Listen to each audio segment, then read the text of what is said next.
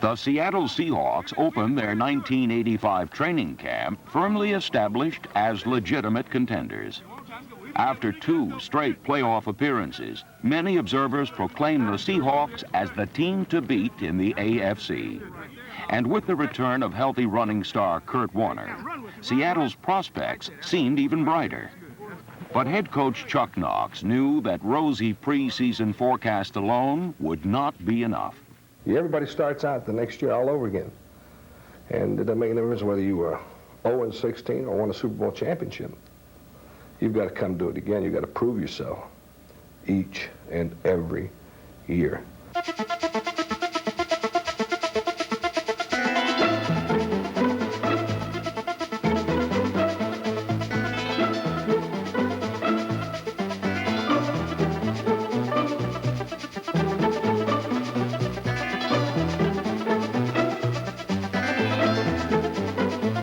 It's Seattle Seahawks football time. Pete Gross with a greeting today from the banks of the Ohio River, Riverfront Stadium in Cincinnati, where the Seahawks are getting set to open up their 10th season as a member of the National Football League, a season filled with much promise coming on the heels of last year's 12-4 finish and second straight appearance in the NFL playoffs under their head coach, Chuck Knox. Seattle got off on the right foot as quarterback Dave Craig bombed the Bengals for 3 touchdown passes. Byron Walker, Darrell Turner, and Charlie Young all scored in a 28-24 come-from-behind win on opening day.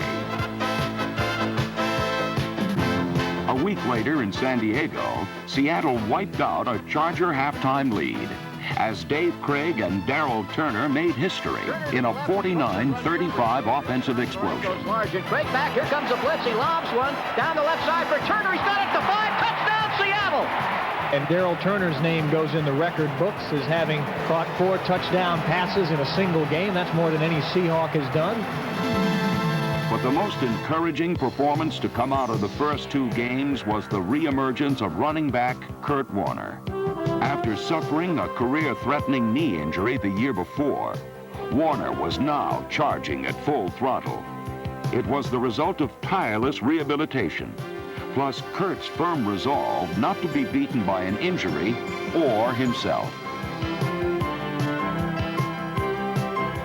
The first time I really felt any relief about his injury was when the doctor said that whether Kurt Warner plays or not is up to him and how hard he works. And knowing Kurt like I did, I knew that if it was the only element that was a question mark was how hard he was going to work, I was relieved by that because I knew he'd work very hard, and he did. Warner's return revitalized the running game. Kurt rushed for over 1,000 yards, caught nearly 50 passes, and scored 9 touchdowns. Above all, he showed his teammates that he could rebound from such a setback and become a smarter, even tougher player.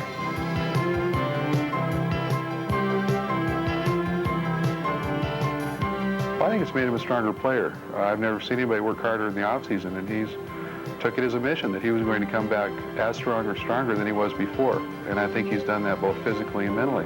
He's a tougher player this year than he was that first year. Little play fake a reverse to Largent, then Craig goes deep down the right side. Warner's there at the 5, he makes the grab, touchdown Seahawks! That may be the best reception Kurt Warner has ever made.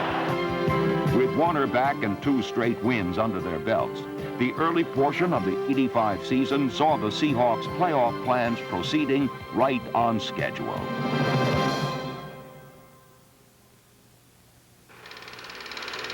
After the cheering stops on Sunday, the otherwise quiet corridors in the Seahawk offices vibrate from the staccato sound of film projectors as the Seattle coaching staff prepares for the team's next encounter. Their efforts often produced picture-perfect results. But one group portrait of Seahawks that opponents preferred not to see was the onrushing hordes on the special teams.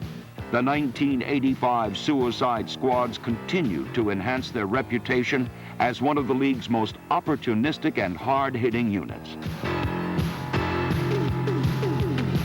For the second straight year, AFC players voted for a familiar name as their Pro Bowl special teams representative. the ever unpopular Fred Young. The Seahawks blocked kicks, a lot of kicks. Led by number 51 Sam Merriman, Seattle sent more punts, field goals, and extra points in reverse than any other team in football. Different players contributed in different ways throughout the year. For his many charitable and community endeavors, Mike Tice was named the Seahawks Man of the Year. Strong leadership came from veteran tight end Charlie Young, who ended his 13 seasons in the NFL with another solid performance. Mid-year arrival Dan Ross, number 85, contributed with several important receptions. Running back Dan Dornick, number 33, also made some big plays until he was lost for the year with injuries.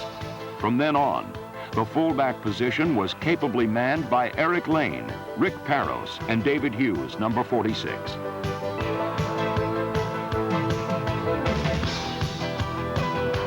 When Kurt Warner needed a breather, number 43, Randall Morris, the team's second leading rusher, was a more than capable stand-in. All of Seattle's backs depended on the blocking from offensive linemen Blair Bush, Edwin Bailey, Robert Pratt, Bob Kreider, Ron Essig, Brian Millard, John Borchardt, and Connie Kauai. In addition, their pass blocking was a major reason why Seattle set a dozen new team records when the ball was put in flight.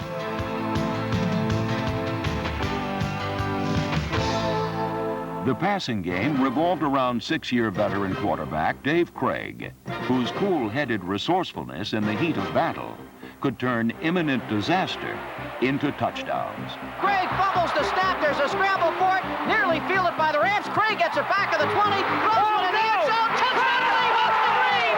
I don't believe it. In 1985, Craig set or tied numerous team passing records. But his most impressive feat was a string of 28 consecutive games in which he threw a touchdown, second only to the league mark held by Hall of Famer Johnny Unitas. Of all Craig's touchdowns, nearly half went to wide receiver Darrell Turner, who found the end zone on 13 occasions, a Seahawk record.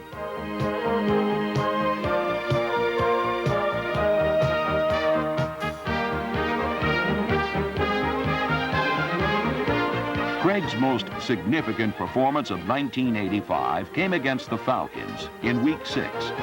In addition to setting club records for attempts and completions, he guided the team during a tense 2-minute drill that helped earn the Seahawks a 30-26 come-from-behind victory. Falcons lead by 5. Craig back to pass with time. Now the rush starts to get to him. Craig takes off, throws on the dead run. Touchdown, Seahawks! The ball Scansey! Although Seattle won, they had to struggle against a less talented team. Of greater concern to Chuck Knox was an annoying obstacle which the Seahawks were never quite able to break through. The team simply could not win more than 2 consecutive games. In a one-loss course that was agonizingly consistent, the Seahawks rode a roller coaster that saw them win 2, then lose 2. It was a pattern that would confound them all season. Going into training camp, we were a confident bunch. We felt like that this was going to be our year, and we felt like that all the predictions that people were making about our football team were going to be realized during the year. Even though we've gotten off to a slow start, we still feel like that we have the people to be successful and have the kind of year that we all anticipated having. In a Week 9 Kingdome encounter with the Raiders, the Seahawks snapped out of their doldrums, getting a little help from 65,000 of their closest friends. Mark Wilson says we can't hear. The Raiders rented a big sound system. It cost them about $1,000 to practice with crowd noise, trying to, I guess, duplicate the noise here in the Kingdome. So they spent some money to get a sound system, but apparently didn't do them much good. All right, Wilson goes under center, gets the snap, drops back to pass. Jackson comes on a blitz. Jackson's got it back at the 23-yard line. But the Raiders' troubles were only beginning. Wilson will put it down. There it is. Barr's kick is blocked. Ball pops to the 42. It's picked up by a Seahawk at the 50. Racing down the side. Could go all the way. It's going to be Walker. Touchdown, Seahawks! Dave Craig pitched in with touchdown passes to Kurt Warner and Darrell Turner. Then, the Seattle defense put the final touches on the Raider-busting performance. Wilson back for the pass. A blitz comes. They pick it up. He throws. Picked off at the 25-yard line. Racing up the left side. Terry Taylor. He's at the 50. He might go all the way. Put 6 on the boards, baby. Terry Taylor. Touchdown, Seahawks. Against their most bitter rivals, the Seahawks shook off a mid-season slump to play their best game of the year.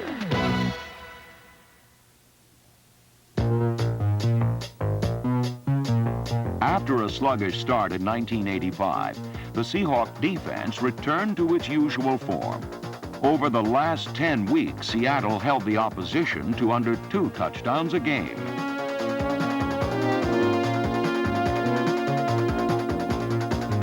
From their basic 3-4 scheme, Seattle's defense posed constant problems. Whether shutting off the run, defending the pass, or sacking the quarterback, the Seahawks constantly kept their opponents off balance. The play started up front, where number 72, Joe Nash, continued to perform well at the nose tackle position, logging even more sacks than he had in his All-Pro season of 1984.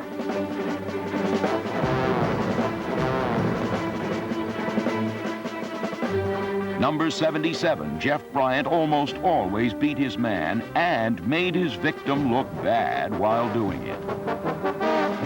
Bryant also led the team in fumble recoveries.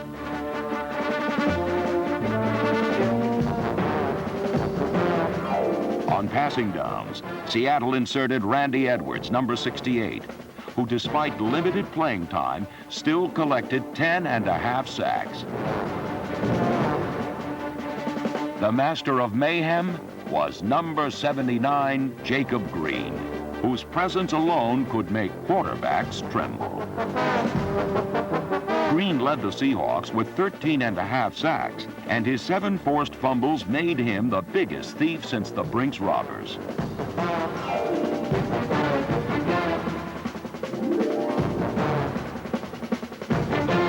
In a year when refrigerators on defense became fullbacks on offense in order to score, Jacob Green earned his touchdowns the old-fashioned way. He stole them. O'Brien back to pass, looking right. They're chasing him. O'Brien has the ball knocked away from him, picked up by Jacob Green at the 25. He's on his way. Jacob might go all the way for a touchdown. Jacob Green lives again. Jacob Green picked the ball up at the 25 and ran 75 yards. While Green swiped the ball, Seahawk linebackers were swamping ball carriers. Michael Jackson, Bruce Schultz, Fred Young, Greg Gaines, Keith Butler, and Shelton Robinson formed one of the AFC's best run defenses. The linebacking core could also rush the passer, as could a defensive secondary that was constantly thinking about forcing turnovers.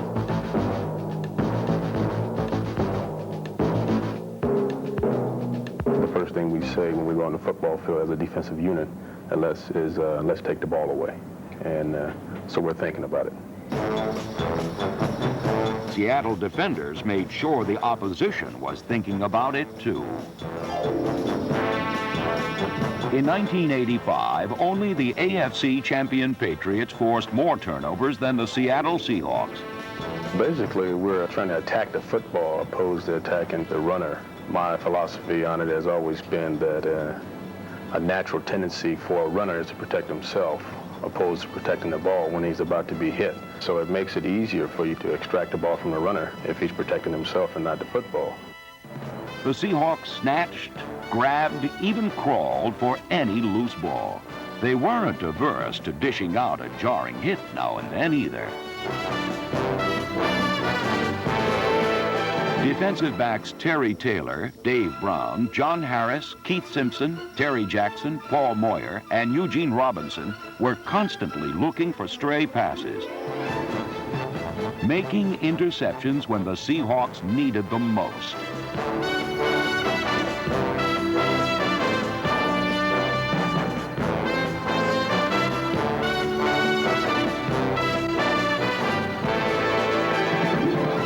Seattle's success could be accurately measured by their turnover totals. When the Seahawks took the ball away, they usually won.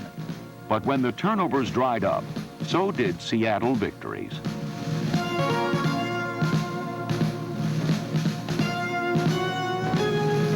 In the season's final weeks, Seattle's offense was equally sporadic. The team was playing hard, but close, frustrating defeats were all they got for their efforts. You know that if you prepare well, your team is probably going to play well. You're not always going to win, but they're going to play hard, and they're going to go out there and give good performance. You can live with that. But it's those other little things, where the ball bounces, and officials call, those are the things that are really frustrating. The year's most crushing moment occurred in a closely contested game against the Patriots. Craig with a two-back setback. The pass has a look, goes down the middle. Largent at the 45, breaks it to the 40. Could be on his way. He's at the 20, the 15, the 10. Cuts back inside. Touchdown Seahawks. Flag is thrown, though, back upfield. And they're calling it back. The Seahawks never fully recovered from the critical call. Seattle was finally eliminated from a playoff berth in Week 15, then ended their schedule with a nationally televised game against the Broncos, a game that proved to be a microcosm of the entire Seahawks season. Seattle raced to an early 17-0 lead and appeared to have the contest well in hand. Norman got away a good punt last time out. Here's a strong rush coming. They block it. The ball is picked out of the air by Tanner. Goes into the end zone. Touchdown Seahawks. But just as quickly, the Broncos rallied to tie. From there, the game seesawed back and forth until late in the final moments when Denver took a 27-24 lead. With only seconds remaining, Dave Craig led a desperation drive that put the Seahawks in position to send the game into overtime. So now it'll be up to Norm Johnson with 4 seconds left to go. A 53-yard field goal try. Johnson's kick. He's going to be short, I think. Let's see. It hits the upright and bounces off. No good. Denver wins the ball game.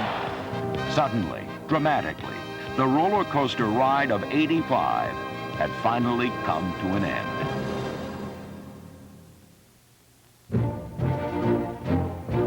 Even in Seattle's roller coaster season, 2 Seahawks standouts were named All-Pro, wide receiver Steve Largent and safety Kenny Easley, who earned postseason honors despite various injuries. Kenny Easley is a great athlete, number one. He's got great physical skills. He's an intense competitor. He just loves to win, and he loves to hit as hard as he can hit in a legal manner. Judging by the numbers, some might feel the Easley of '85 wasn't as good as the Easley of '84. That would be a mistake. I'm not living off last year's laurels or looking forward to doing the things that I did last season. I had a great stat year last year. This year I'm playing better football because I'm a year older and I'm a year smarter. The stats to me are not the barometer of my success. It's the way I go out and perform my assignments on Sunday afternoons or Monday or whatever it might be. That's the barometer of success for me. By whatever standard of measurement anyone used, Kenny Easley was still among the best in the business, earning All-Pro and Pro Bowl honors for the 3rd consecutive season. Numbers certainly tell the story when it comes to the record-breaking totals posted by Steve Largent, a man fueled by competitive fire and professional pride. I'm not a great athlete, but I think I'm a good football player. I've played for a long time, and I know a lot about the game, and because I've been around for a long time now, my football instincts are pretty good, and I try to be in the right place at the right time. Largent was right often enough to lead the league in receiving yardage and set a club record with 79 receptions, accomplishments that did not go unnoticed by his teammates.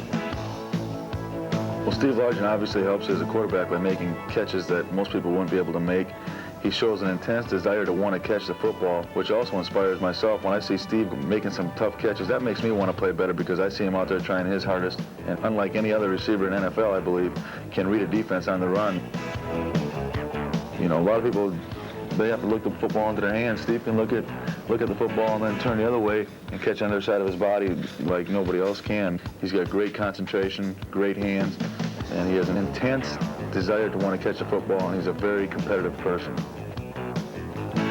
I think last season, Steve had one of the most fantastic years. I watched him on film, and I just could not believe some of the things he did to get open. So he must be a real creative guy, because I've never seen anything like it on film. Nobody had ever seen a player catch 50 passes in 8 different seasons either, until Steve Largent in 1985. He is the 5th leading receiver of all time. He has caught a pass in 123 straight games, 4 shy of the league record. These standards of consistency have made Steve Largent one of the best players in football. And it is the same kind of consistency the Seattle Seahawks football team will count on as they strive for a return to the playoffs. We're not a Cinderella team anymore, and we have to understand that. They're aiming for us. They want to come and beat the Seattle Seahawks because we're a known entity. We're a good football team, and we need to go out there every week and prepare and play as hard as we can because other teams are coming in to beat us. You know, I think this year we have a much more mature football team than we've had in the past, and a lot of guys that were, you know, 3rd and 4th year players when Chuck came in are now in their 5th and 6th and 7th years. And so Chuck has really taken upon himself to motivate the players, simply to show us what's available to us and what can be realized and going after it. What's worth going after are the playoffs, a division crown, a trip to the Super Bowl. Seattle fans know their Seahawks are winners. The talent is still here. The roller coaster ride of '85 is over. In 1986, the Seahawks will strive to regain their reservation on the Playoff Express.